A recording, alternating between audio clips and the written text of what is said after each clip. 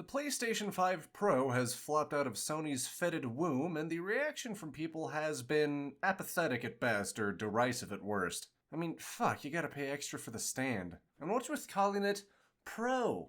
The PS4 did this too. What about them is Pro?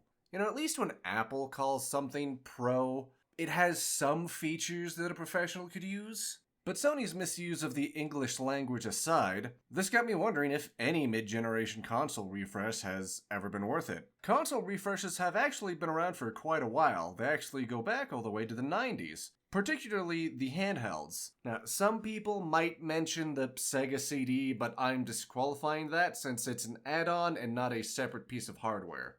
Back in the day, you had the Game Boy, then the Game Boy Pocket, and the Game Boy Color, the Game Boy Light, the Neo Geo Pocket, the Neo Geo Pocket Color. Pretty much this is all Nintendo and SNK's fault.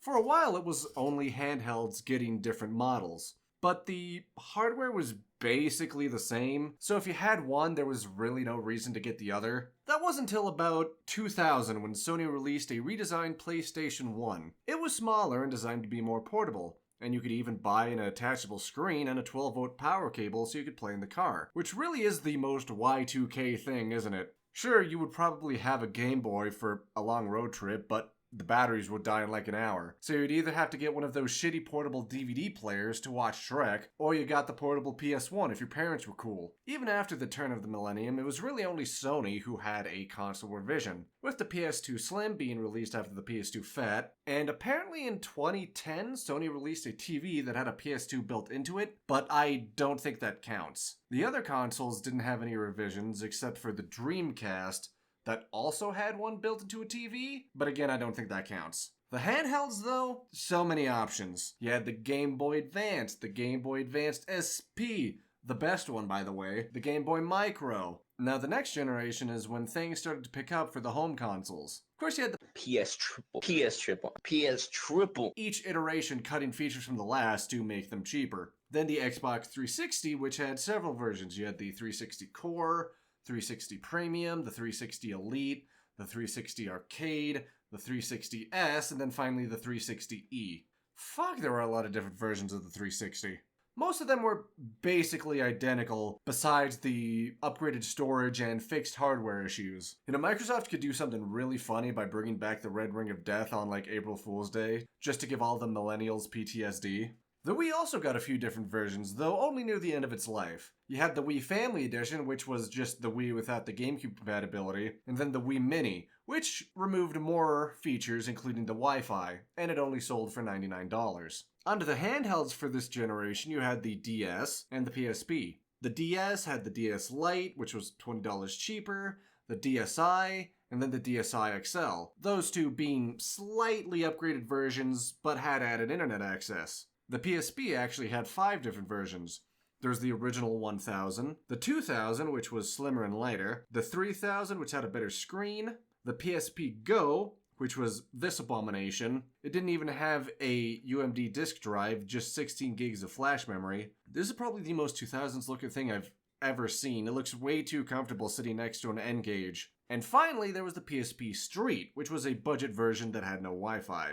The 8th generation starts off with the Wii U, and unlike the Wii, it didn't have any revisions, probably since it was a pretty big flop compared to the Wii. Sony released the PS4, which after that had the PS4 Slim, and we get the first Pro console with the PS4 Pro, which featured a better GPU and a faster storage. Xbox brought out the Xbox One, which damaged Xbox's reputation so badly that they're still trying to recover to this day. The Xbox One had 2 revisions, the Series S, which was a cheaper alternative, and then the Series X, which was Xbox's answer to the PS4 Pro. Shortly after, Nintendo would release the Switch, which would have the cheaper Switch Lite that didn't have a dock. And then after that came the Switch OLED, which is pretty much identical to the regular Switch except it has a better screen. Nintendo went hog with the handhelds again, because the 3DS had so many different versions. You had the 3DS, the 3DS XL, the 2DS, the new 3DS, the new 3DS XL, the new 2DS. There's so many fucking different versions. The fact that Nintendo has been so conservative with how many versions of the Switch there are is wild to me. Of course, Sony had the short-lived Vita, praised be its name, but it had less versions than its older brother. You had the original Vita, a cheaper slim version that didn't have the OLED screen, and then you had the Vita TV, a version of the Vita that was turned into a tiny home console. I actually had one of those back in the day, it was pretty sweet. And finally we come to the modern day, where the only new consoles are the PS5 and the Xbox Series, Sony continues tradition with the PS5 Slim and then the PS5 Pro. And with Xbox, you only have the Series X and the Series Cheaper S. So that's the brief history of video game console revisions. Most of the revisions on the list are fairly benign, being cheaper alternatives for people who passed on the original. Nintendo's handhelds and the multiple 360 versions being notable exceptions. And it makes me wonder how viable Sony doing the Pro console is going to be in the long term.